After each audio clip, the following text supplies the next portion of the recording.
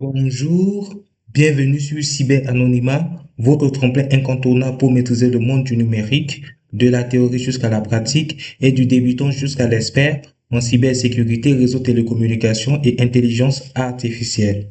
Nous y voici maintenant sur notre module 2 de la partie 5, prévenir les attaques. Dans ce module, nous allons voir les stratégies, concepts fondamentaux et mise en œuvre pratique en entreprise. Ok. Objectif des stratégies de prévention. Voici notre objectif. Notre objectif ici est de rendre les attaques plus difficiles, accroître le coût pour les cybercriminels et réduire le risque opérationnel global à un niveau acceptable. Le calcul économique des cybercriminels. Principe de rentabilité. Donc ici, vous allez voir comment les cybercriminels travaillent. Vous allez voir la psychologie des cybercriminels avant de pouvoir lancer une attaque. Principe de rentabilité. Aucune sécurité n'est parfaite. L'objectif est de rendre l'attaque économiquement non viable pour le pirate. Coût d'attaque. Si compromettre un système coûte 100 000 dollars en ressources, outils et temps, gain potentiel, et que le butin estimé n'apporte que 80 000 dollars, le pirate renoncera à l'attaque. Est-ce que vous voyez? Voilà, c'est comme ça les cybercriminels travaillent. On peut dire là, c'est la psychologie d'action des cybercriminels. Est-ce que c'est clair? Mécanisme de défense réaliste. En augmentant le temps, l'effort et les coûts, l'entreprise décourage la majorité des attaquants, à l'exception des plus acharnés. Donc, à ce niveau, qu'est-ce qu'il faut faire? Il faut faire une superposition des couches de protection, des mises à jour et correctifs réguliers, un investissement dans le renseignement sur les menaces, threat intelligence. Est-ce que c'est clair? Donc, voilà. Réduire la surface d'attaque. Ici, le but, c'est de minimiser l'exposition des points vulnérables pour rendre le système moins attrayant et plus complexe à infiltrer. Surface d'attaque, concept et cas pratique. Donc là, on va donner la définition de ce que c'est que la surface d'attaque. C'est quoi la surface d'attaque? La surface d'attaque, c'est l'ensemble de tous les points d'exposition. On a interface, protocole, service qu'un pirate peut tenter d'exploiter. Exemple en entreprise, restreindre l'accès au système de paiement au seul poste de la comptabilité et via un réseau fermé. Complexité accrue. Les pirates ne peuvent plus frapper depuis n'importe quelle adresse IP externe. Ils doivent d'abord compromettre un terminal approuvé interne. Est-ce que vous voyez? Parce que souvent, quand vous allez dans des entreprises, vous voyez qu'il y a plusieurs points de paiement. Donc là, le risque pour un pirate de pouvoir frapper est beaucoup plus élevé. Mais lorsque tout le système est concentré sur un seul terminal, alors ça rend la tâche encore plus difficile pour le cybercriminel. Est-ce que c'est clair? Voilà. Créer une zone démilitarisée, également appelée DMZ. Le but de création d'une zone démilitarisée est d'isoler les services publics du réseau interne hautement sensible grâce à un sas de sécurité étanche. Donc, dans cette phrase, il ne faut pas faire une confusion. Il s'agit d'un sas de sécurité informatique et non d'un sas physique. Car ici, le SAS désigne une zone intermédiaire entre deux réseaux de niveau de confiance différents. Est-ce que c'est clair? Ok, très bien. Architecture et rôle de la zone démilitarisée. Voilà. Ici, comme vous pouvez le constater sur notre image, on a une zone tampon qui est un segment de réseau situé entre Internet et le réseau privé de l'entreprise, protégé par deux pare-feux internes et externes. On a les services hébergés, on a les serveurs web publics, on a les serveurs de messagerie, FTP et DNS qui contiennent uniquement des données publiques. Est-ce que c'est clair? On a une isolation interne. Pourquoi une isolation interne? C'est parce que si un pirate compromettant la zone démilitarisée réussit à y pénétrer, le réseau interne reste hermétiquement étanche et protégé. Voilà, c'est le rôle de l'isolation interne.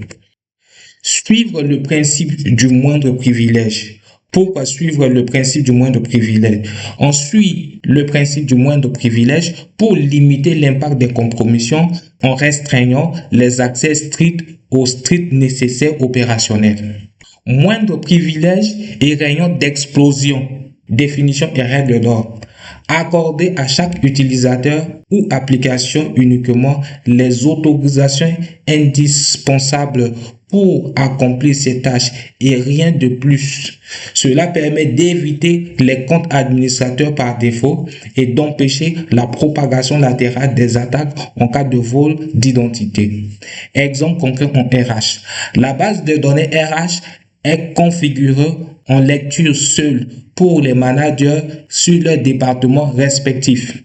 Si un pirate vole les accès d'un manager, il ne peut ni modifier ni exfiltrer les données d'autres départements.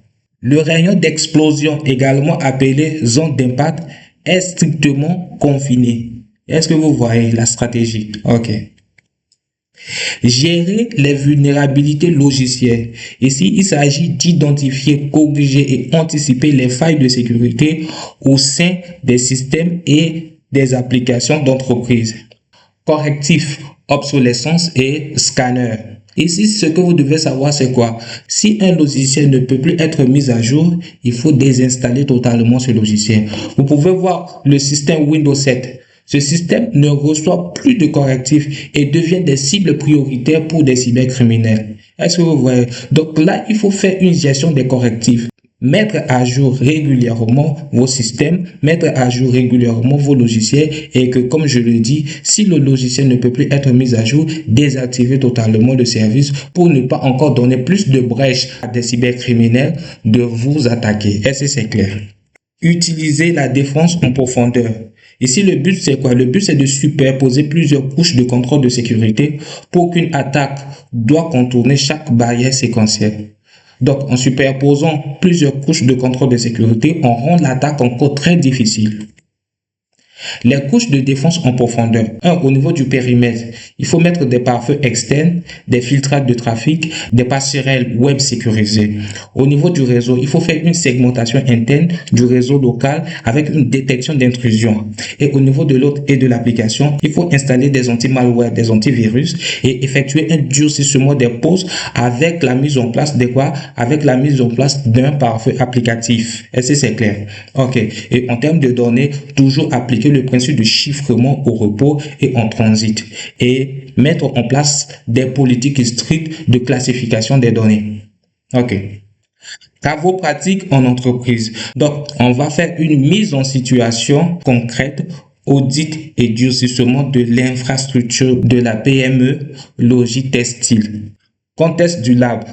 La PME Logitextile, 150 employés, dispose d'un site e-commerce sous serveur web exposé en direct sur le même réseau local que la base de données ERP interne. Donc, on va expliquer après ce que c'est que la base de données ERP interne. Aucune zone démilitarisée configurée. Compte administratif partagé par le service informatique. Objectif de l'exercice, étape 1, isoler le serveur web via la création d'une zone démilitarisée avec double pare-feu. Étape 2, appliquer le principe de moindre privilège sur l'ERP. Étape 3, développer un scanner de vulnérabilité pour identifier les logiciels obsolètes. Ok, donc ici je vais expliquer rapidement ce que c'est que l'ERP. L'ERP de l'anglais Enterprise Resources Planning, du français logiciel de gestion intégrée, également appelé PGI. C'est un logiciel qui contrôle et gère les différents processus d'une entreprise et peut regrouper la comptabilité et les finances, la gestion de stock, les ressources humaines, etc. Est-ce que vous voyez? Ok, voici la correction de notre lab étape par étape. Donc, en première étape, qu'est-ce qu'on va faire? On va mettre en place une zone démilitarisée. Donc, ici, l'action technique réalisée, on va faire une configuration du pare-feu matériel pour créer un réseau local démilitarisé et on va faire un déplacement du serveur web public dans cette zone tampon.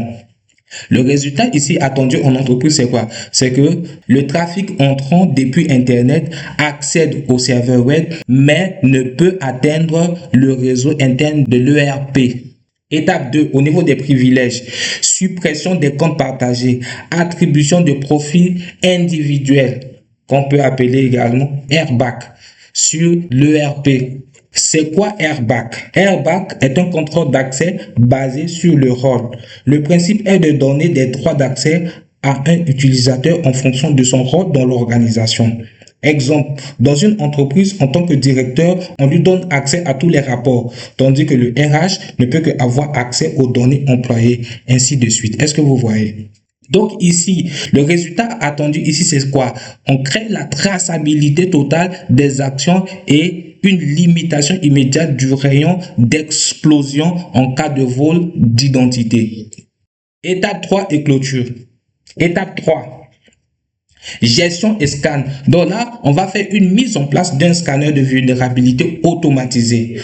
OpenVAS, qui est la version open source de Nessus. Donc là, on va faire une planification chaque semaine.